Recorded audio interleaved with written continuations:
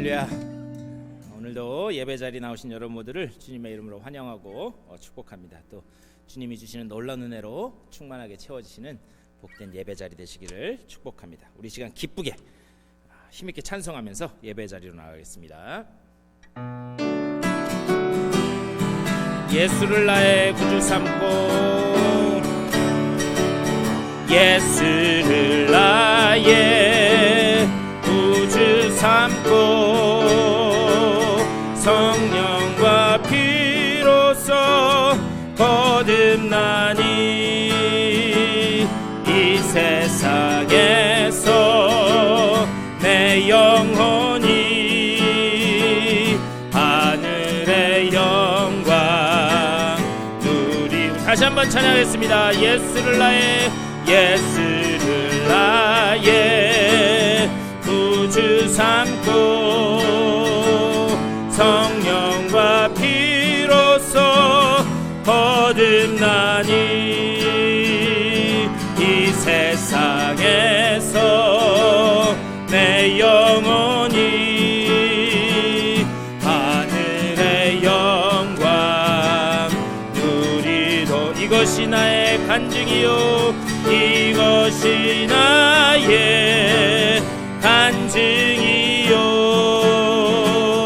이것이 나의 찬송일세.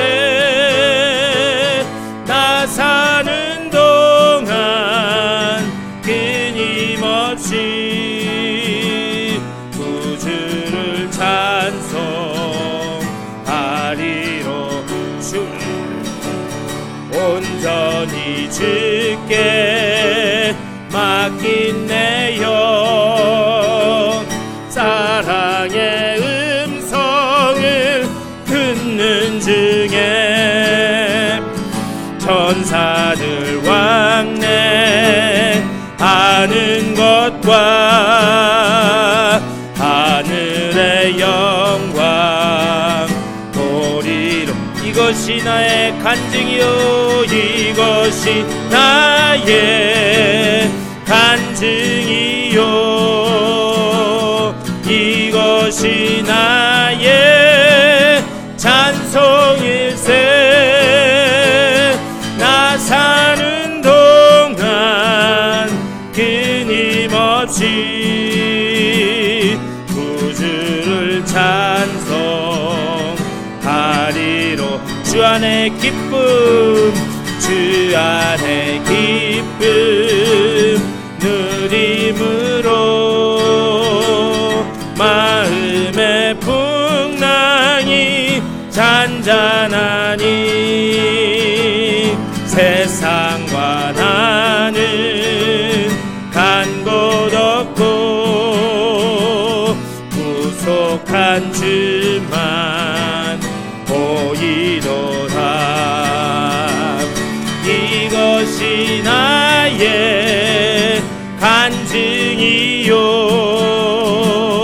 이것이 나의 찬송일세. 나 사는 동안 끊임없이 구주를 찬송하리. 이것이 나의 간증이요, 이것이 나의 간증이요, 이것이 나의 찬송일세. 나 사는 동안 끊임없이 구주를 찬송하리. 구주를 찬송하리로다. 구주를 찬송하리로다.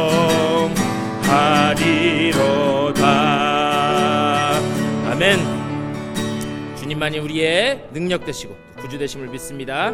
우리 그 주님 앞에 예배하며 은혜의 담비를 내 심령 가운데 내려주시옵소서. 고백하는 마음만 가지고 찬양하겠습니다. 빈들의 마른 풀같이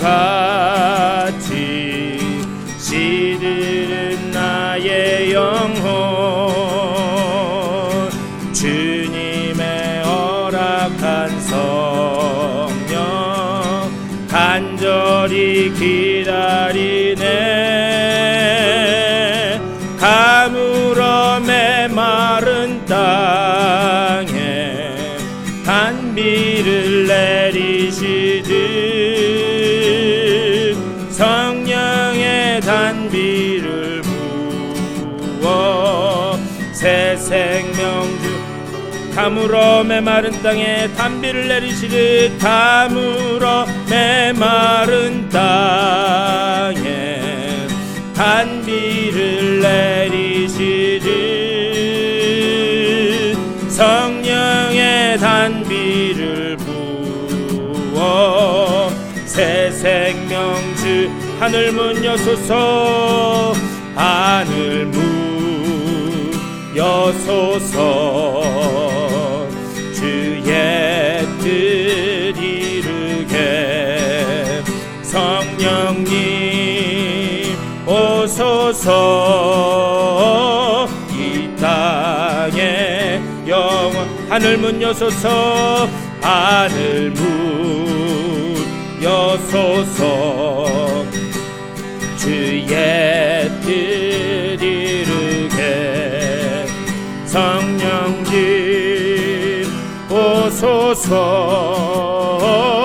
이 땅에 가물어 메마른 땅에 가물어 메마른 땅에 단비를 내리시듯 성령의 단비를 부어 새 생명 주옵소서. 절 따라 우로를 내려 절 따라 우로를 내려 조목이 무성하니 갈급한 내 심령 위에 성령을 부으소서. 가물어 메마른 땅에 단비를 내리시듯 성령의 단비를 부어 새 생명 주. 가물어 메마른 땅에 단비를 내리시듯 가물어 메마른 땅에 단비를 내리시듯 성령의 단비를 부어 새 생명 주. 하늘 문 여소서 하늘 문 여소서 주의 뜻 이루게 성령님 오소서 이 땅에 영원. 하늘 문 여소서 하늘 문 여소서 주의 뜻 이루게 성령님 오소서 이 땅에 영원. 가물어 메마른 땅에 단비를 가물어 메마른 땅에 단비를 내리시듯 성령의 단비를 부어 새 생명. 가물어 메마른 땅에 단비를 내리시듯 가물어 메마른 땅에 단비를 내리시듯 성령의 단비를 부어 새 생명. 우리 그대로 다같이 한 목소리로 기도하겠습니다. 주님, 우리의 메마른 심령 가운데 은혜의 담비를 내려주시고 그 은혜 가운데서 새로운 생명이 솟게 되는 우리가 될 수 있도록 인도하여 주시옵소서. 그 기쁨과 감격을 가지고 주님 앞에 드리는 예배 될 수 있도록 주여 복 내려 주시옵소서. 받을 은혜를 사모하는 마음 가지고 다 같이 기도하며 나아가겠습니다. 주님의 크신 사랑과 은혜를 감사드립니다. 오늘 이 아침에도 주의 전으로 불러주시고 예배하며 주님 앞에 나아가게 하시니 감사를 드립니다. 아버지, 우리의 메마른 심령 가운데 은혜의 담비를 내려주시고 오직 주님의 그 은혜의 담비 가운데서 새로운 생명이 솟게 하여 주시며 아버지, 정말 그 주님을 의지하여 오직 세상을 향해 찬양하며 외치며 주의 복된 이름을 외치며 나아가는 아버지의 복된 예배자리 될 수 있도록 인도하여 주시옵소서. 마치는 시간까지 주님의 은혜를 감사드립니다.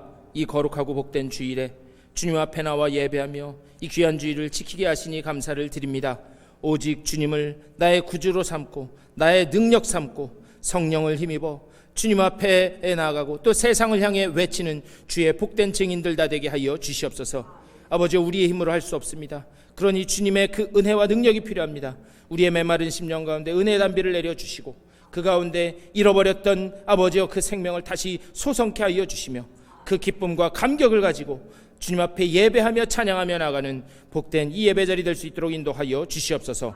성령으로 임재하여 주시고 오직 우리의 예배를 받아주시사 주님의 영광만 드러나는 복된 예배 되게 하여 주시옵소서. 감사하고 우리 주 예수 그리스도의 이름으로 간절히 기도드리옵나이다. 아멘. 우리 이 시간 다 같이 일어나셔서 찬송 10장 찬송하시겠습니다.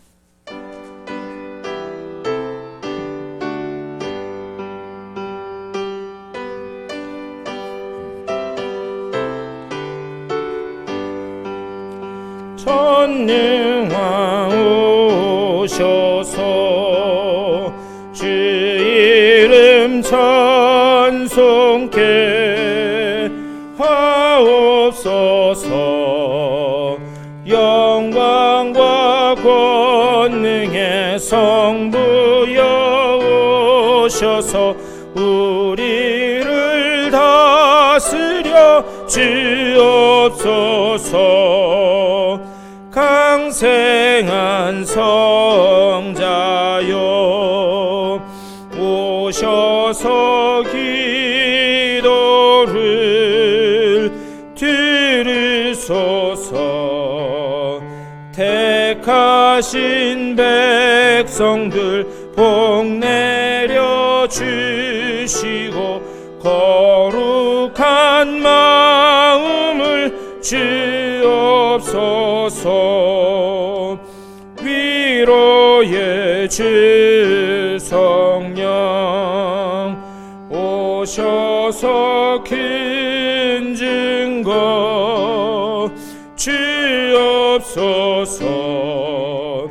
전능한 주시여 각 사람 맘에서 떠나지 마시고 계십소서.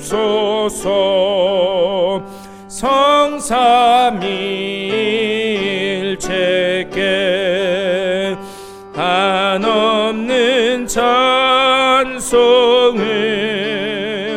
드립니다.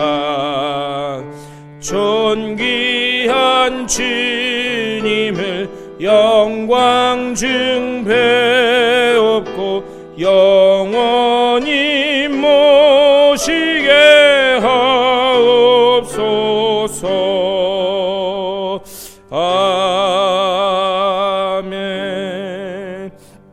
우리 다 같이 교독문 55번 시편 127편 교독하시겠습니다. 여호와께서 집을 세우지 아니하시면 세우는 자의 수고가 헛되며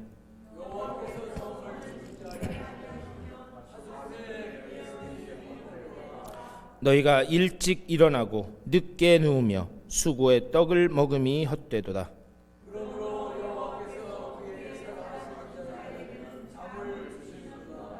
보라, 자식들은 여호와의 기업이요 젊은 자의 자식은 장사의 수중의 화살 같으니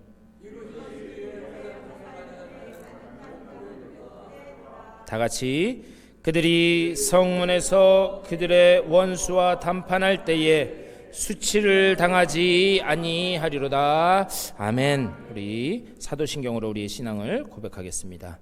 전능하사 천지를 만드신 하나님 아버지를 내가 믿사오며 그 외아들 우리 주 예수 그리스도를 믿사오니 이는 성령으로 잉태하사 동정녀 마리아에게 낳으시고 본디오 빌라도에게 고난을 받으사 십자가에 못 박혀 죽으시고 장사한 지 사흘 만에 죽은 자 가운데서 다시 살아나시며 하늘에 오르사 전능하신 하나님 우편에 앉아 계시다가 저리로서 산자와 죽은 자를 심판하러 오시리라.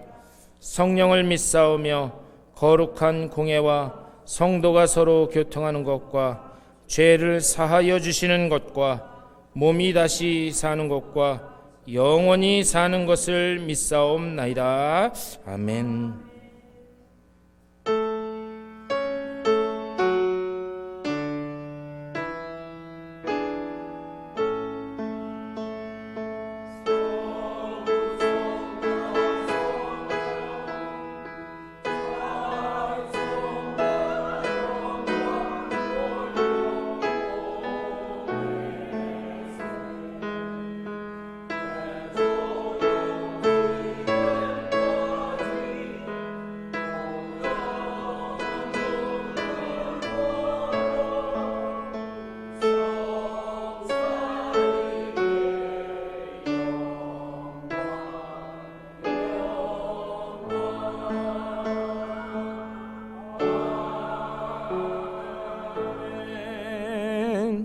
자리에 앉아주시기 바랍니다.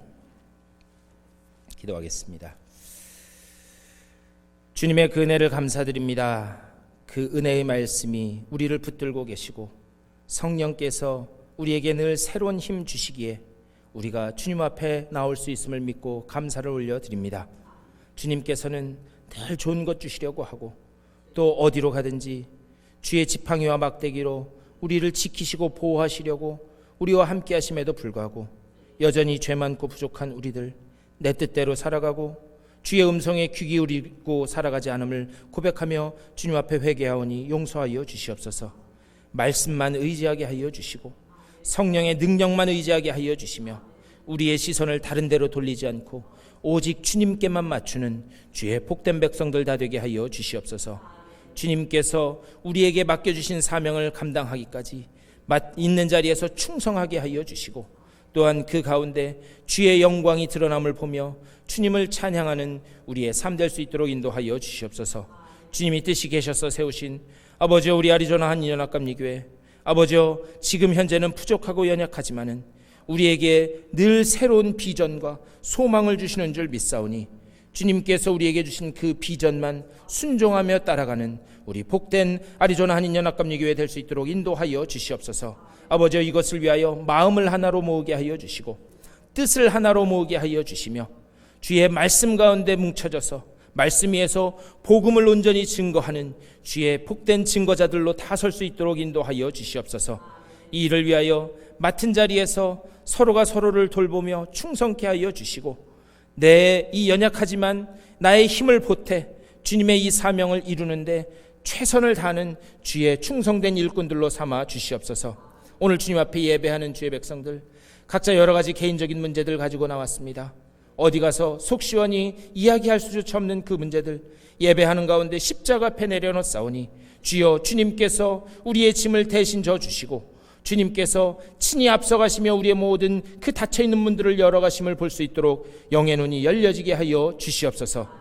주님 가시는 길만 순종하며 따라가는 순종의 백성들 다 되게 하여 주시되 가정과 직장과 건강과 그 어떤 문제들이 있든지 간에 주님께서 우리의 그 주인 되시고 우리의 모든 문제들은 주님 안에서 해결됨을 믿는 그것을 고백하는 복된 예배자리 되게 하여 주시옵소서. 오늘 말씀을 나눌 때에 말씀이 들려지는 영의 귀가 열려지게 하여 주시옵소서. 말씀 가운데 우리에게 함께 하시는 그 하늘 보좌를 바라볼 수 있는 영의 눈이 열려지게 하여 주시옵소서. 그리하여 이 예배를 마치고 세상을 향해 다시 나아갈 때는 주님께서 우리에게 부어주신 그 은혜의 십자가를 붙들고 다시 세상을 향해 담대히 걸어나가는 주의 복된 백성들 다 될 수 있도록 인도하여 주시옵소서. 지금은 예배의 처음 시간이오니 마치는 시간까지 오직 주님 홀로 영광받아 주시옵소서. 감사드리 주 예수 그리스도의 이름으로 간절히 기도드리옵나이다. 아멘.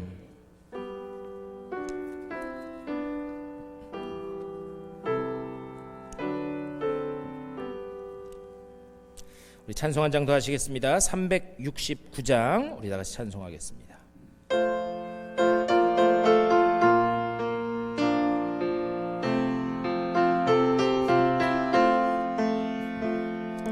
죄짐 맡은 우리 구주 어찌 좋은 친구인지 걱정 근심 무거운 짐 우리 주께 맡기세.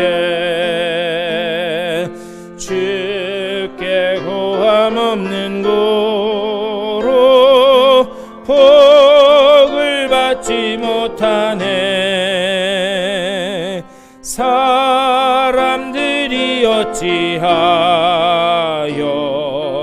아를 줄을 모를까.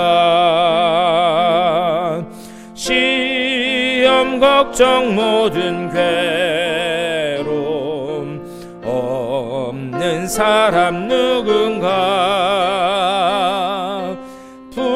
부질없이 낙심 말고 기도 드려 하래세.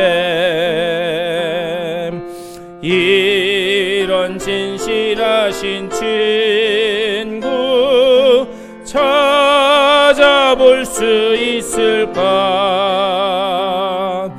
우리 약함하시오니 어찌 아니하릴까.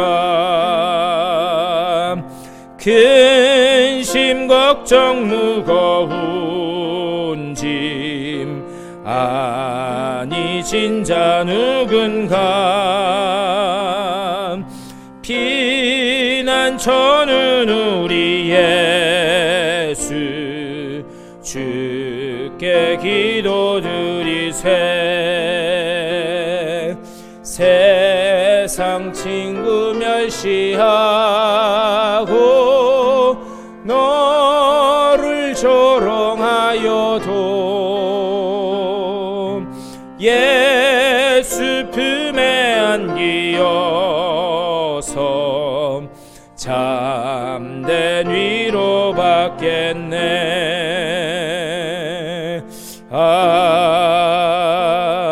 아멘. 오늘 예배 나오신 여러분들을 다시 한번 주님의 이름으로 환영하고 축복합니다. 특별히 오늘 예배하면서 우리 방문해 주신 분 계신데요. 우리 차혜자 집사님 친구분이신 이숙현 성도님, 보니까 시카고에서 오신 것 같으세요. 예, 와주셔서 감사합니다. 우리 환영의 박수 보내주시기 바랍니다. 잠깐 기도하겠습니다. 주님의 은혜를 감사드립니다. 오늘 예배하면서 주님께서 태초부터 선택하시고 주의 품에 품으신 우리 이숙현 성도님 이렇게 보내주시고 같이 예배할 수 있도록 인도하여 주시니 감사를 드립니다. 그 가는 길이 혼자 가는 길이 아니라 주님께서 함께 하시는 길임을 믿사오니 주의 능력의 오른팔로 늘 붙들어 주시고 어디서든지 주님께서 동행하심으로 찬양의 입술이 열려지고 또 주님 앞에 영광 올려드리는 복된 삶 될 수 있도록 인도하여 주시옵소서. 그 삶 가운데 가정 가운데 되어지는 모든 일들 가운데 오직 주님의 영광만 드러날 수 있도록 복내려 주시옵소서. 특별히 멀리에서 이곳 방문해 주셨는데 이곳에서의 일정 가운데도 또 돌아가는 그 발걸음 가운데도 주님 함께하여 주시고 평안한 쉼의 시간 되게 하여 주시고 또 즐거운 교제의 시간 될 수 있도록 주여 복내려 주시옵소서. 감사하고 우리 주 예수 그리스도의 이름으로 축복하며 간절히 기도드리옵나이다. 아멘. 우리 이 시간 다 같이 일어나셔서 전우좌우 인사하시겠습니다. 잘 오셨습니다.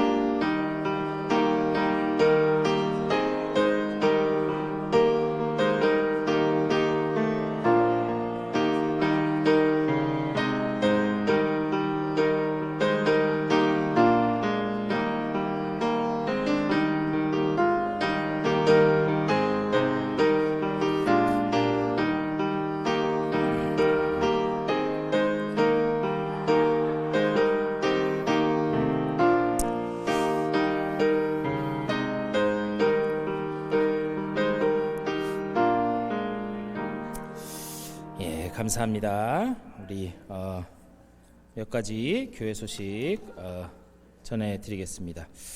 우리 이게 작년에도 했었어야 되는데 작년에는 여기 아리조나로 이사 오고 그냥 어리버리되느라 못했는데 내년도 목회 계획과 우리 비전을 나누는 시간들을 좀 가지려고 합니다. 그래서 내년에는 저의 목회가 우리 교회가 이 방향으로 나아갔으면 좋겠다 이런 것들을 우리 성도님들 전부와 함께 나누고자 하는데요.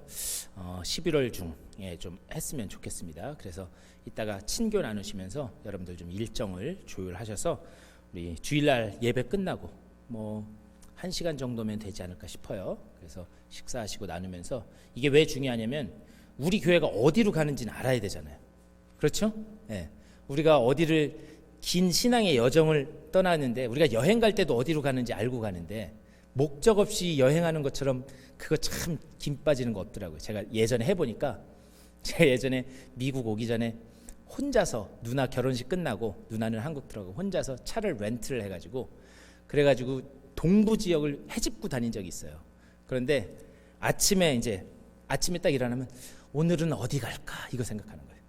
어디 갈까 그러다 저기 한번 가보자. 가다가 해 떨어지면 그냥 아무데나 길거리에 있는 허름한 모텔 잡아서 가고 그리고 아침에 일어나면 오늘은 어디 갈까. 이게 어디로 갈지 목적지 없이 하니까는 너무 힘들더라고요. 우리가 신앙의 여정을 가는데 우리 목사님과 장로님과 또 집사님, 권사님들 우리가 어디로 가는지 그 방향을 한번 이야기를 나누고 그리고 내년에는 좀 우리가 아름다운 열매가 맺어질 수 있도록 하려고 하는 계획이니까요. 여러분들 조금 바쁘시더라도 이따가 식사하시면서 일정을 조율하셔서 우리 그때는 이거는 임원들 그게 아니라 우리 전 교인이 다 함께 나눴으면 좋겠습니다. 이따 꼭 기억해 주시기 바랍니다. 그리고 이제 우리 강 권사님 지금 한국 가셨는데 출타 중에 계신 분들 또 말씀 들어보니까 우리 박 장로님 사촌 되시는 우리 조영경 집사님이랑 조한조 집사님이랑은 뭐 한국 가시고 아마 뭐 이렇게 일정 때문에 이번에는 조금 방문을 이렇게 하시기가 쉽지가 않으신 것 같더라고요. 또 출타 중에 계신 분들 위해서 기도해 주시고 우리 특별히 우리 전영순 집사님 통화했는데 발가락이 안 붙어가지고요 수술을 하셔야 된대요. 발가락 뼈가 안 붙어가지고 그래서 내일 병원 갔다가 아마 수술을 하셔야 될 것 같다라고 말씀하시는데 위에서 기도해 주시고 또 우리 최철자 권사님도 어지러움증 때문에 고생하시는데 위에서 여러분들 계속 기도해 주시기를 바랍니다. 그 아프신 분들이 계속해서 생기고 이런 거는요 하나님께서 우리에게 더 큰 은혜 주시려고 그러는 줄 믿습니다. 아멘을 아무도 안 하시네. 하나님이 더 큰 기적을 보여주시고 더 큰 은혜를 주시기 위해서 그러는 거니까요. 우리 이때 서로 마음을 모아서 기도해 주시기를 부탁드립니다. 우리 하나님의 말씀 보시겠습니다. 오늘 우리에게 주신 하나님의 귀한 말씀은 구약성경 열왕기상 9장 1절에서 9절까지의 말씀입니다. 열왕기상 9장 1절에서 9절까지의 말씀 화면을 보시면서 우리 한 절씩 교독하시겠습니다. 솔로몬이 여호와의 성전과 왕궁 건축하기를 마치며 자기가 이루기를 원하던 모든 것을 마친 때에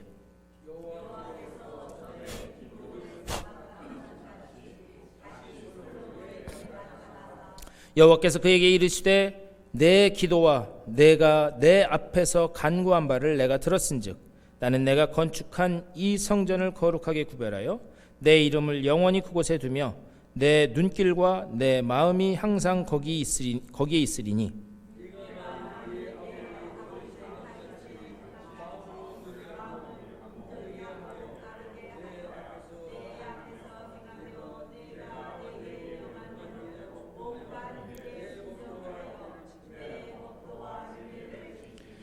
내가 내 아버지 다윗에게 말하기를 이스라엘의 왕위에 오를 사람이 내게서 끊어지지 아니하리라 한대로 내 이스라엘의 왕위를 영원히 견고하게 하려니와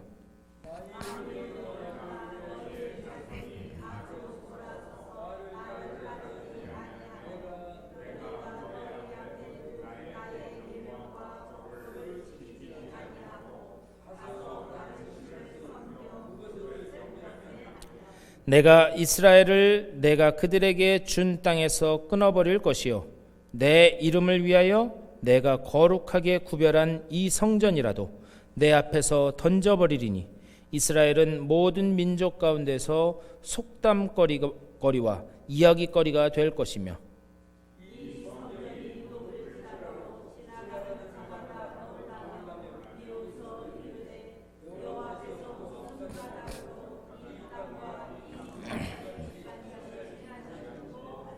우리 9절 다 같이 읽겠습니다. 대답하기를 그들이 그들의 조상들을 애굽 땅에서 인도하여 내신 그들의 하나님 여호와를 버리고 다른 신을 따라가서 그를 경배하여 섬김으로 여호와께서 이 모든 재앙을 그들에게 내리심이라 하리라 하셨더라. 아멘. 오늘 이 말씀 가지고 또 하나님 말씀 나누도록 하겠습니다. 오늘은 우리가 교회가 지키는 여러 가지 절기들이 있는데요. 특별히 오늘은 종교개혁주일입니다. 1517년에 우리 마틴 루터, 여러분 들어보셨죠? 마틴 루터가 95개조 반박문이라고 하는 것을 붙이고, 그리고 그것을 계기로 해서 종교개혁이, 원래는 10월 31일인데 전 세계 모든 교회들이 종교개혁주일로 지킵니다. 제가 오늘 아침에 제가 며칠 전부터 눈여겨보던 게 있는데, 그게 뭐냐면은 10월 27일 전 세계 종교개혁주의를 맞이해가지고 한국의 200만 성도들이 다 모여서 우리 한번 한국을 바로 세워보고 또 우리가 어떻게 말씀 앞에 서지 못했는지를 회개하면서 하자. 특별히 이제 한국에서 보니까 차별금지법 그거를 하는 것 때문에 집회를 한다 그러더라고요. 그래서 제가 그거를 눈여겨 보면서 오늘 아침에 이제 일어나서 그 예배 실황을 다 봤는데 시청 앞 광장이랑 여의도 국회의사당 앞 그 광장이랑 해서 원래는 한 200만 명이 모였으면 좋겠다 했는데 그래도 110만 명이나 모였대요. 110만 명이나. 엄청난 사람이죠. 그래서 막 공중에서 카메라로 찍어서 하는데 그 시청 앞 덕수궁 앞에 거기가 사람들로 가득 차고요. 그리고 여의도 앞에 그 광장 앞에도 사람들이 가득 차서 거기에서 찬양하고 기도하고 말씀 나누고 하는 것을 봤습니다. 제가 그거 보면서 하나님께서 또 지금 세상은 날로 혼탁해져 가지만 또 그것을 통해서 새롭게 은혜를 부어주시고자 하는구나. 제가 그것을 느낄 수가 있었습니다.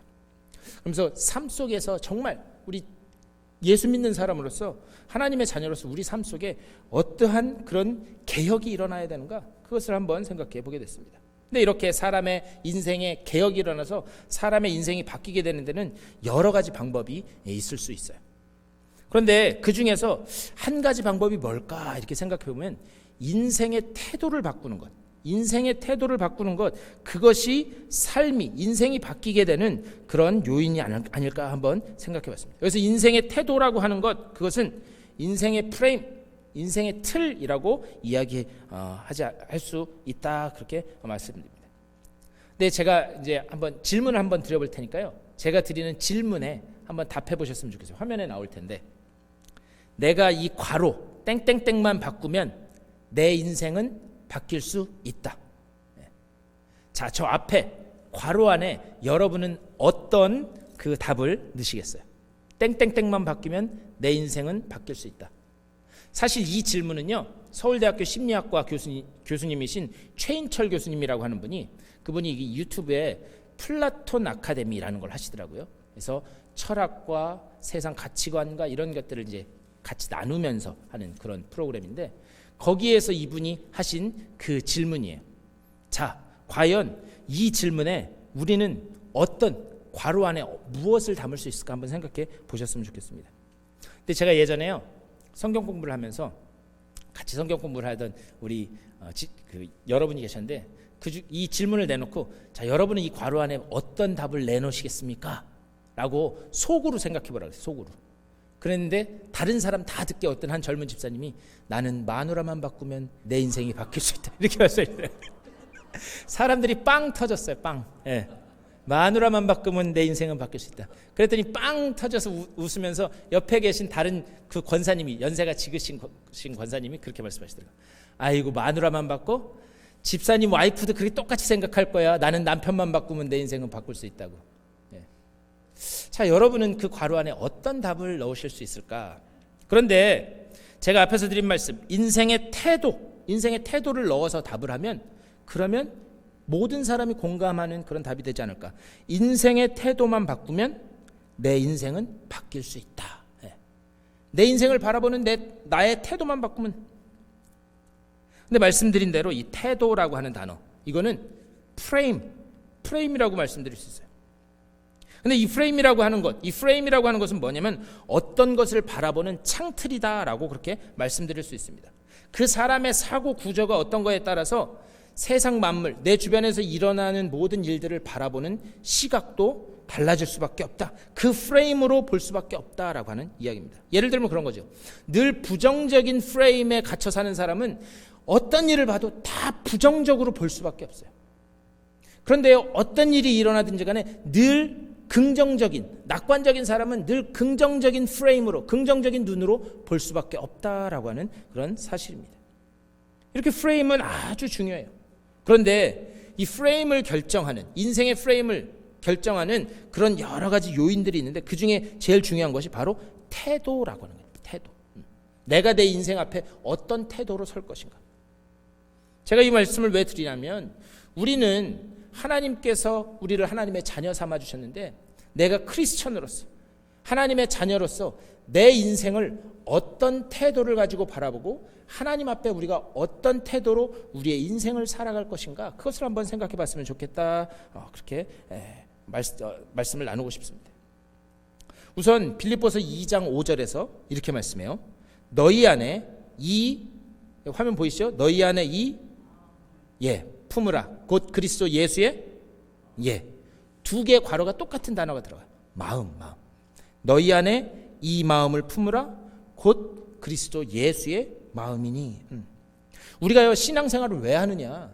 우리가 신앙생활을 하는 근본적인 이유는 어디 있냐면 바로 그리스도의 마음을 본받기 위함인 줄 믿습니다. 우리의 신앙의 궁극적인 목적은 어디가 돼야 되느냐? 궁극적인 그 결승점은 어디가 돼야 되느냐? 예수 그리스도의 마음을 품는 것, 그것이 우리의 궁극적인 신앙생활의 그 결론이 돼야 될 줄 믿습니다. 오늘 이 말씀을 통해서 우리가 성도로서 가져야 될 인생의 태도, 인생의 프레임, 그것은 무엇인가, 그것을 한번 나눠봤으면 좋겠어요.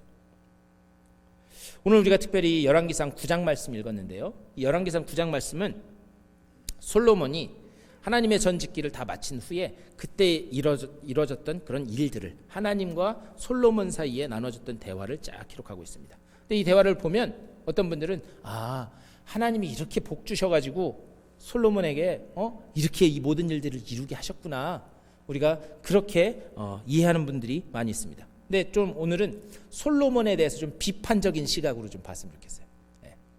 무슨 얘기냐? 사실 솔로몬은요, 지금 여러분 잘 아시는 것처럼 이스라엘 역사의 가장 부요한 시기에 왕이 된 사람입니다. 그 아버지가 모든 것들을 다 기초를 다져놨기 때문에 이스라엘 역사상 가장 풍부한, 풍요로운, 나라는 통일됐고 모든 것이 풍요로운 그런 시대의 왕이 되었습니다. 그런데 이스라엘 역사를 잠깐 잘 살펴보면 원래 이스라엘에는요 왕이 필요 없었어요. 여러분 사무엘상 말씀 보시면, 그리고 또 사사기 제일 끝에 부분 보시면 그때 이스라엘에 왕이 없었으므로 사람들이 자기 소견에 옳은 대로 했다, 그렇게 기록되어 있습니다. 그러고 난 다음에 이제 사무엘상 넘어가면서 이스라엘 백성들이 계속해서 사무엘에게 요구하는 거예요. 하나님 앞에 좀 얘기 좀 해서 그래서 우리도 좀 왕이 있었으면 좋겠습니다. 그런데 그들이 왕을 요구했던 근본적인 이유는 뭐냐? 주변 나라들을 보니까 주변 나라들이 다 안정돼 보여요. 블레셋도 그렇고 암몬 족속도 그렇고 주변에 있는 나라들이 다 안정적으로 보여. 왜? 왕이 있어서. 그러니까 이스라엘 사람들은 왜 그렇게 생각했느냐? 저기는 강력한 리더십, 강력한 왕권이 있는, 그래서 왕에 의해서 통치를 받아서 저 나라가 저렇게 단단하게 자리 잡고 있구나. 이스라엘 백성들은 그렇게 생각한 거예요. 그래서 사무엘을 통해서 하나님께 요구해달라고 그러면서 계속해서 우리에게 왕을 주십시오, 왕을 주십시오 요구합니다. 그런데 이스라엘에는 원래 왕이 필요 없는 그런 나라였어요. 왜? 하나님이 이스라엘의 왕이시니까. 하나님이 이스라엘의 왕이시기 때문에 그들에게는 왕이 필요 없었습니다. 그럼에도 불구하고 우리는 보이지 않는 하나님이 아니라 보이는 왕이 필요합니다, 계속해서 요구를 합니다. 그래서 처음에는 하나님으로부터 그 요구가 거절당해요. 아니다, 내가 너희들의 왕이다, 너희들은 왕이 필요 없다. 그래서 거절하십니다. 그럼에도 불구하고 이스라엘 백성이 끈질기게 계속해서 요구를 해요. 우리에게 왕을 주십시오, 왕을 주십시오. 그러자 하나님께서 어떻게 하시냐? 허용하세요. 하나님이 허락하신 게 아니라요, 하나님이 그래? 한번 해봐, 이러고 허용하신 거예요. 그래서 하나님의 원래 뜻은 그것이 아니었음에도 불구하고 하나님께서 허용하신 거예요. 그래, 한번 해봐라. 그런데 참 이상한 건 뭐냐? 하나님이 그냥 그래 한번 해봐 라고 했으면 원래 우리의 상식적으로는 이스라엘의 그 왕정 제도가 잘못돼야 맞는 거예요. 맞죠? 하나님이 이스라엘의 왕이기 때문에 그 사람들은 인간적인 것을 요구했기 때문에 그 이스라엘 왕정 제도가 잘못돼야 그게 상식적으로, 신앙 상식적으로 맞는 거예요. 그런데 참 놀라운 사실은 사울 왕, 초반에 사울 왕 그때만 조금 빼놓고 다윗 왕이 되면서부터 계속해서 점점 잘 돼갑니다. 그리고 이스라엘 그 왕정 제도가 점점 잘 돼가면서 어떻게 되는가? 오늘 본문에 나온 솔로몬 시대에 이르러서는 그거의 최고의 피크, 최고의 절정에 다다르게 됩니다. 전쟁만 하면 이기고 영토도 확장돼요. 그리고 항상 주변 나라들로부터 위협을 받아왔어요. 근데 위협을 받아왔는데 솔로몬 때에 가서는 어떻게 된가? 예전에는 블레셋, 암몬 족속, 다른 주변 나라 거기에다가 조공을 바치는 입장이었어요. 그런데 이제는 어떻게 되는가? 조공을 받는 입장으로 변화되게 됩니다. 이스라엘의 최고의 전성기가 찾아오는 거예요. 근데 여러분 잘 아시겠지만 어떤 왕이 됐든지 간에요. 아니 그거는 왕뿐만이 아니라 오늘날도 마찬가지예요. 어떤 대통령이 됐든지 간에 자기가 왕이 되던 대통령이 되면 뭘 남기고 싶어 하는 줄 아세요? 업적을 남기고 싶어요. 업적을. 그래서 내가 대통령으로 있을 때, 내가 왕으로 있을 때 이러한 업적을 남겼다. 이거는 모든 권력을 가진 사람들의 그런 똑같은 로망입니다. 그래가지고 무언가 남기고자 해요. 그런데 그 무언가를 내가 남기고자 하는 그 업적을 남기고자 하는 그것이요 어떻게 되느냐? 그 왕이나 아니면 그 대통령 밑에서의 통치의 철학이 되는 것을 우리는 볼 수가 있습니다. 근데 솔로몬은 주변 나라들을 이렇게 보면서 자기가 가장 강력한 왕이 됐을 때 주변 나라들에 비해서 이스라엘에 이게 한 가지 부족하구나, 그것을 발견하게 됩니다. 그건 뭐냐? 다른 나라들에 비해서 가장 강력한 왕인 자기가 머물 왕궁이, 번듯한 왕궁이 없는 것을 발견하게 돼요. 또 그것뿐만이 아니라 우리가 하나님을 섬기는데 하나님이 계실 그런 번듯한 성전 하나가 없는 것을 발견하게 됩니다. 그래서 어떻게 하는가? 이제 우리도 뭔가 눈에 보이는 업적을 남겨야 되겠다.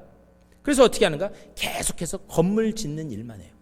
그런데 그 건물 짓는 일만 해가지고 어떤 일이 벌어진 줄 아세요? 솔로몬이 40년 동안 이스라엘을 다스리거든요.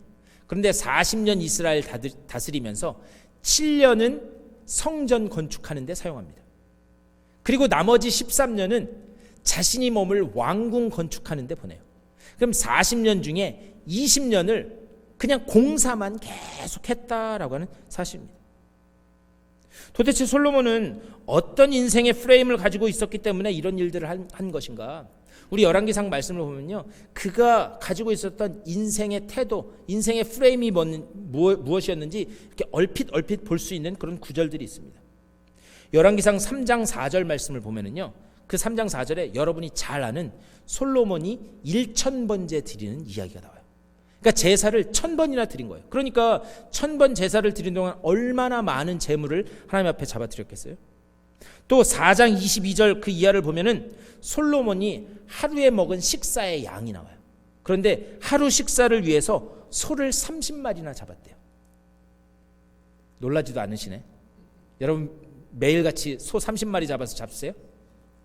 자기 하루의 식사양이 소 30마리, 그리고 양이 100마리, 거기에 숫사슴 또 새들도 있었다, 그렇게 이야기하고 있습니다. 또 우리가 읽은 이 9장 그 바로 앞에 8장 63절 그 이하에는 솔로몬이 하나님 앞에 이제 성전을 짓고 봉헌을 드려요. 근데 그 봉헌에서 드린 희생 제물의 숫자가 나와요. 근데 거기에 보면은 그 희생 제사를 드리면서 소가 22,000마리였다 이렇게 얘기합니다. 양이 12만 마리였다. 성전 봉헌식을 그렇게 했다는 거예요. 근데 제가 지금 열왕기상 3장, 4장, 8장 말씀드렸는데요, 이 세 구절에서 드러나는 그런 공통적인 게 하나 있습니다. 뭐냐? 솔로몬 시대의 한 가지 특징은 뭐냐? 숫자가 강조되고 있다라고 하는 숫자. 제물이 몇 마리, 식사에 준비했던 재료가 몇 마리, 계속해서 숫자를 강조하고 있다는 거예요. 그 무슨 말이냐?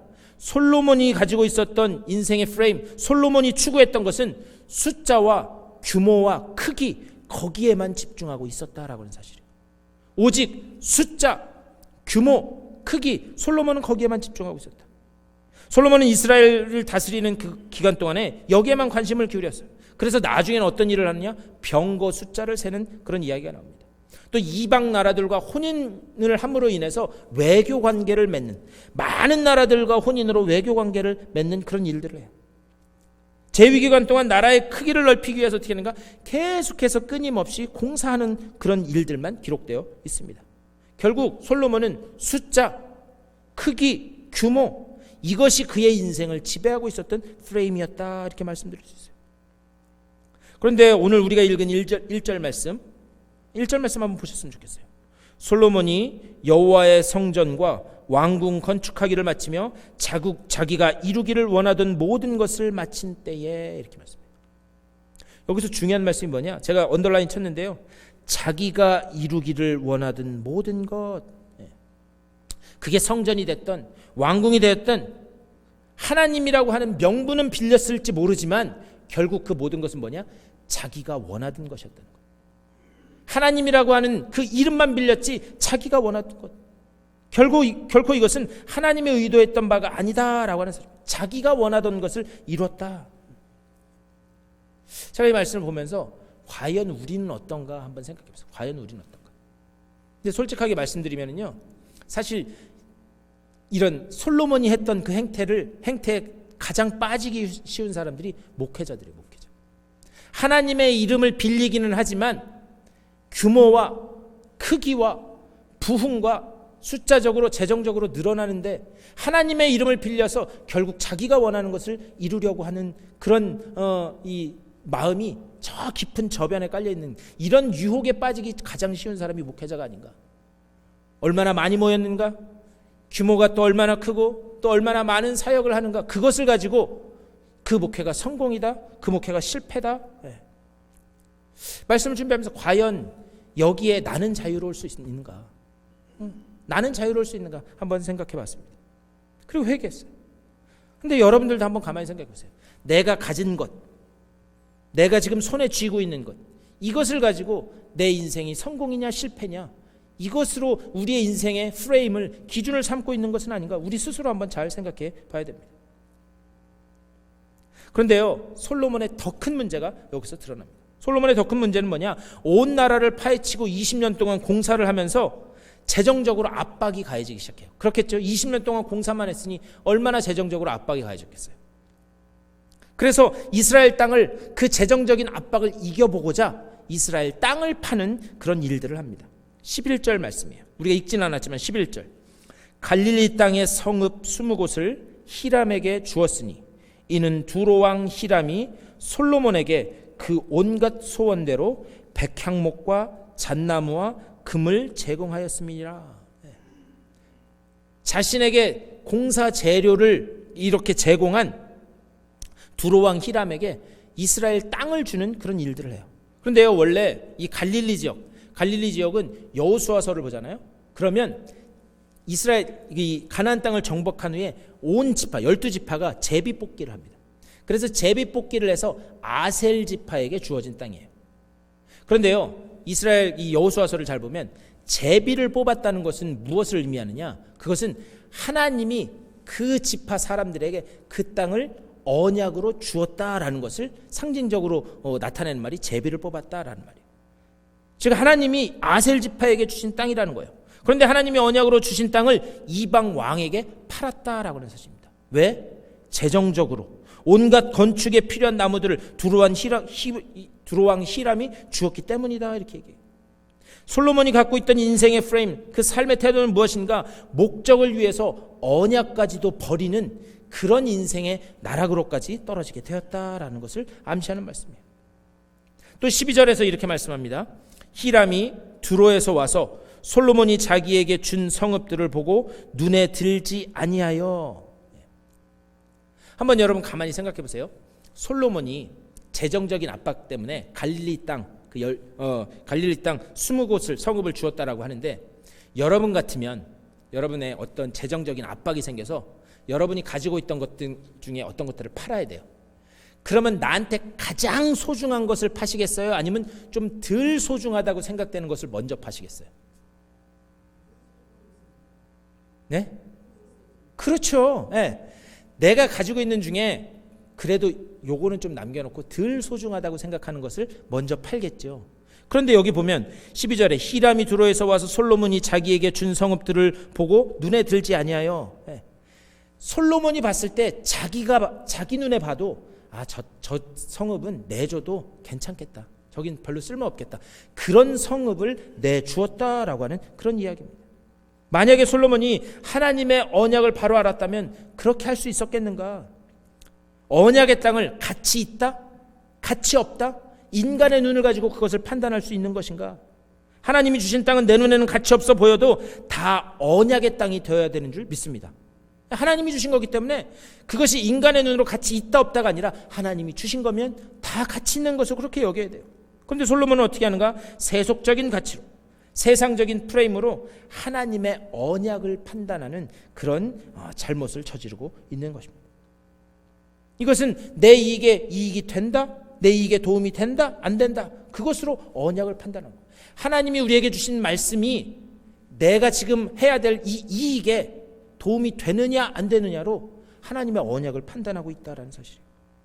그리고 그 언약의 땅을 돈 몇 푼에 팔아버려요. 14절 말씀입니다. 히람이 금 120달란트를 왕에게 보내었더라. 내가 얻게 될 그런 경제적인 이익, 그것이 완전히 언약보다 더 뛰어난 솔로몬의 통치 저변에 완전히 자리 잡고 있다라고 하는 것을 볼 수 있습니다. 아무리 명분적으로는 하나님을 찾고 하나님 앞에 1000번의 기도를 올려드리고 하나님 앞에 제사를 드리고 하지만 그 저변에 깔려있는 그 의식의 프레임 속에는 세속적인 가치가 여전히 녹아있다라고 하는 것을 우리는 볼 수가 있어요. 결국 하나님은 솔로몬의 이런 마음을 너무나 잘 알고 계셨기 때문에 여러분들 열왕기상 보시면은요, 역대기에도 마찬가지지만 솔로몬이 하나님의 전을 건축한 이후에 하나님이 그것 때문에 감동했다든지, 내가 참 감동받았다, 아니면 솔로몬아 참 훌륭한 일 잘했다, 아주 잘했다, 칭찬한다, 이런 말씀이 단 한 군데도 나오잖아요. 하나님이 그 성전을 받으셨음에도 불구하고 그것에 칭찬하거나 감동했다라는 그런 말씀이 하나도 나오지 않습니다.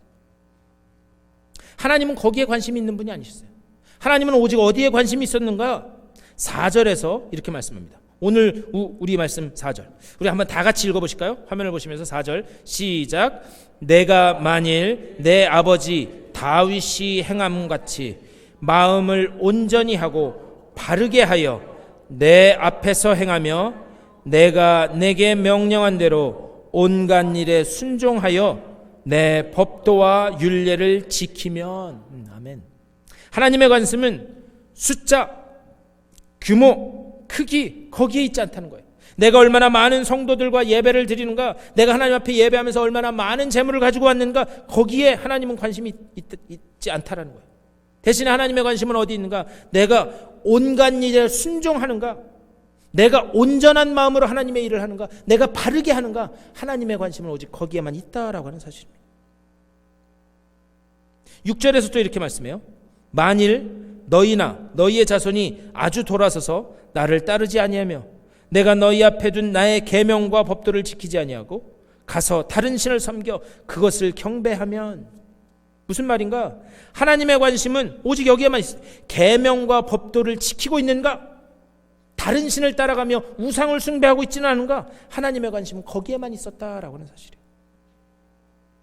결국 솔로몬의 통치 저변에 깔려있던 세속적인 프레임, 그 위에 자신의 왕궁을 쌓아갔던 솔로몬이 어떻게 되는가? 7절에서 이렇게 말씀해요.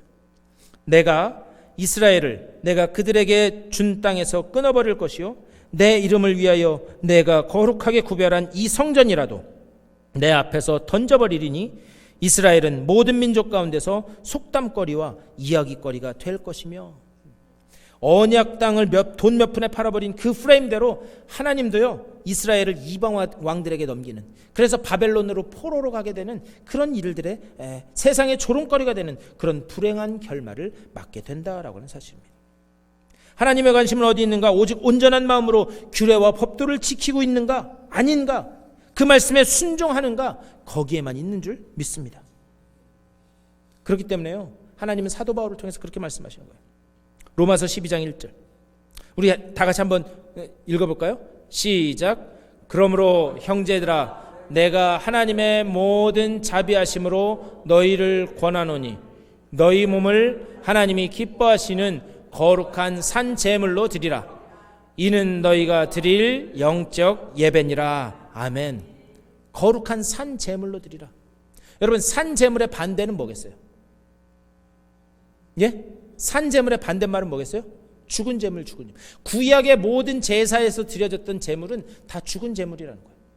그렇기 때문에 하나님께서 우리에게 원하시는 것은 무엇인가? 영원히 우리에게 제물 되어주신 어린 양의 그 피에, 어린 양의 공로를 힘입어, 그 은혜와 사랑을 힘입어 우리의 삶을 산 제물로 드리는 것, 하나님이 관심하고 있는 것은 오직 거기에만 있다라고 하는 사실입니다. 오직 그 은혜와 사랑에 의지해서 이제 우리의 삶을 하나님 앞에 드리는 산 예배를 드리라. 오늘 우리가 나눈 이 솔로몬의 이야기, 좀 부정적이고 비판적인 이야기를 나눴지만 우리가 나눈 이야기는 규모와 크기와 숫자에 매몰된 우상 숭배에 빠지지 말라, 그것을 말씀하는 거예요. 하나님이 우리에게 말씀하시는 거예요. 내 이름을 빌리고는 있지만, 내 명분을 빌리고는 있지만 너희가 신앙의 그 여정을 가면서, 신앙생활의 길을 가면서 세속적인 가치로 너희의 삶을, 세상 다른 것들을 보고 있는 것은 아니냐, 우리에게 지금 질문하고 계시다라고 하는 사실입니다. 머리와 가슴은 알고 있는데 삶은 여전히 히람의 가치와 세속적인 가치와 전혀 다를 바 없는 그 솔로몬의 이야기 속에서 오늘 우리는 우리의 삶을 지금 발견할 수 있다라고 하는 사실입니다. 다만 부탁드리기는, 하나님이 관심을 가지시고 하나님이 집중하고 계신 세상적인 크기와 규모와 숫자가 아니라 오직 말씀에 순종하는가 아닌가, 오직 그 말씀의 그 길을, 주님께서 가신 길을 따라가고 있는가 아닌가, 여러분의 삶을 그 인생의 프레임 안에서, 그 인생의 태도로 보실 수 있게 되기를 주님의 이름으로 간절히 축원합니다. 그 길로만 걸어가서 주님께서 우리에게 원하시는 그 인생의 프레임대로 살아감으로 인해요, 하나님께서 우리에게 약속하신 그 언약이 여러분들의 삶 속에서 온전히 이루어지기까지 순종하며 나아가는 온전한 순종의 백성들 다 되실 수 있게 되기를 주님의 이름으로 간절히 축원합니다. 기도하겠습니다. 주님, 우리가 주님을 따른다고 하면서도 여전히 세속적인 그런 생각들로 규모와 크기와 숫자에 빠져서 우리의 삶을, 주님의 그 비전을, 우리의 교회를 바라보고 있었던 건 아닌지, 주여 주님 앞에 우리의 연약함을 고백하오니 우리의 믿음 없음을 불쌍히 여겨 주시옵소서. 오직 우리에게 영원한 산 제물 되어 주셔서 피를 흘리신 그 어린 양의 공로를 힘입어 주님께서 우리에게 보여주신 그 은혜와 십자가 사랑에 의해서 이제 우리의 삶을 산 제물로, 산 예배로 드리는 주님의 복된 백성들 다 될 수 있도록 인도하여 주시옵소서. 오직 그것에만 관심을 기울이고 그 길로만 가는 주님의 복된 백성들로 삼아 주시옵소서. 감사꾸리 주 예수 그리스도의 이름으로 간절히 기도드리옵나이다. 아멘. 우리 시간 다 같이 일어나셔서 준비하신 예물 하나님 앞에 봉헌하겠습니다.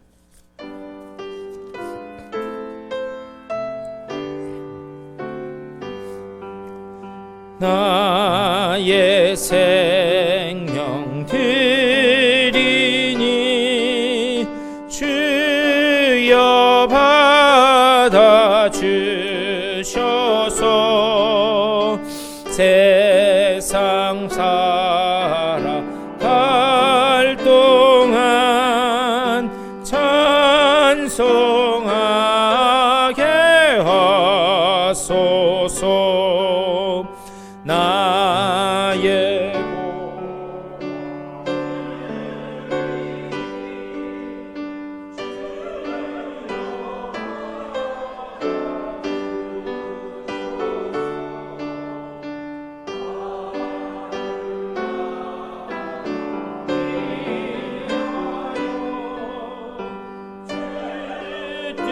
뜻대로 쓰소서.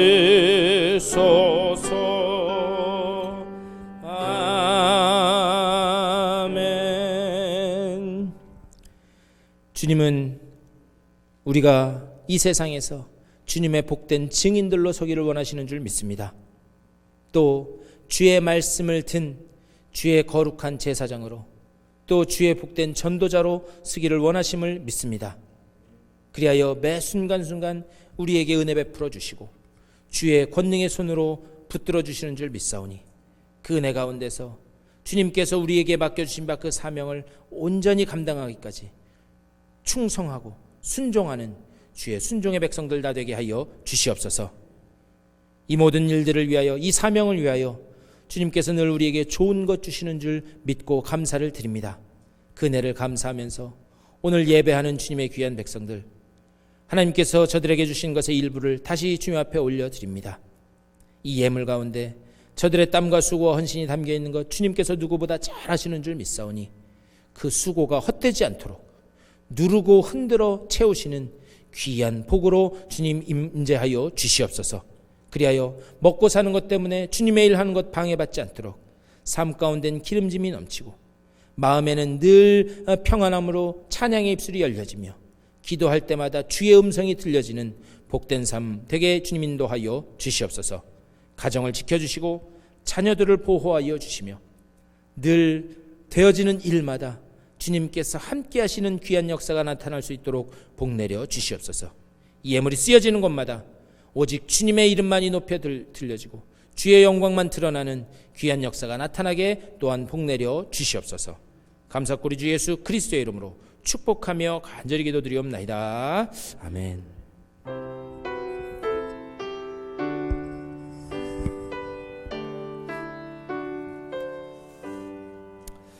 우리 일어서신 채로 524장 힘차게 우리 결단 찬송하시고 축도로 예배 마치겠습니다.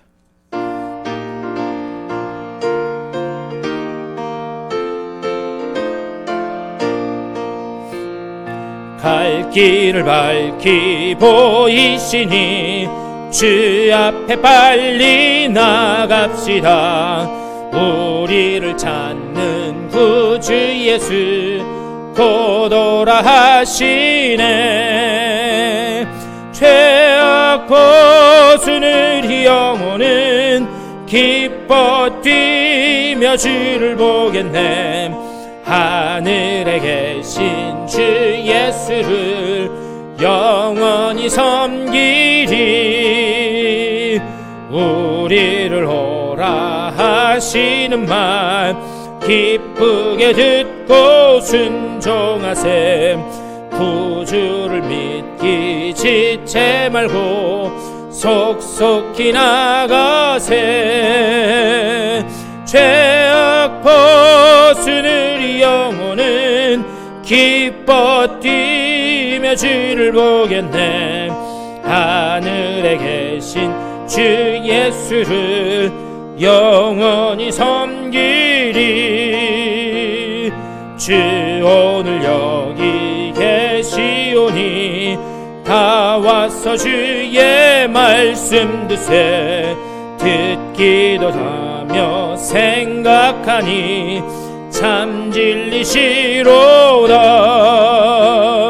죄악 벗은 우리 영혼은 기뻐 뛰며 주를 보겠네. 하늘에 계신 주 예수를 영원히 섬기리. 아멘. 너희 몸을 하나님이 기뻐하시는 거룩한 산 제사로 드리라. 주님 우리에게 말씀하고 계시오니 이제는 우리가 그 주님의 피를 힘입고 은혜와 사랑을 힘입어 거룩한 산 제사로 우리의 삶을 드리는 주님의 복된 백성들 다 되게 하여 주시옵소서. 세상적인 규모와 크기와 숫자에 집중하지 않게 하여 주시고 우리를 통하여 하나님이 일하시는 모습을 볼 수 있는 영의 눈이 열려지게 하여 주시옵소서. 우리는 씨를 뿌릴 뿐이오니 그 열매를 거두시는 분은 하나님이신 줄 믿사오니 우리는 뿌리는 일에 집중케 하여 주시고 그 가운데 죽어가던 영혼들이 주님 앞으로 돌아오는 귀한 역사를 보며 주님을 찬양하는 그날이 어서 속히 올 수 있도록 주여 인도하여 주시옵소서.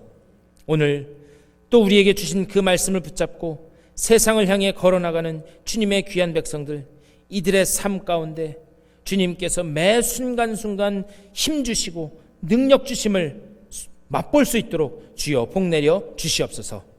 새롭게 허락된 일주일, 이 말씀 붙들고 나아가는 주님의 사랑하는 백성들의 삶 가운데 우리 구주 예수 그리스도의 크고 놀라우신 은혜와 하나님 아버지의 극진하신 사랑하심과 성령의 감화 감동하시고 지키시고 보호하시는 그 역사가 이들의 삶 가운데, 가정과 자녀들 가운데, 되어지는 모든 일들 가운데 이제로부터 영원토록 함께 하시기를 간절히 축원하옵나이다. 아멘.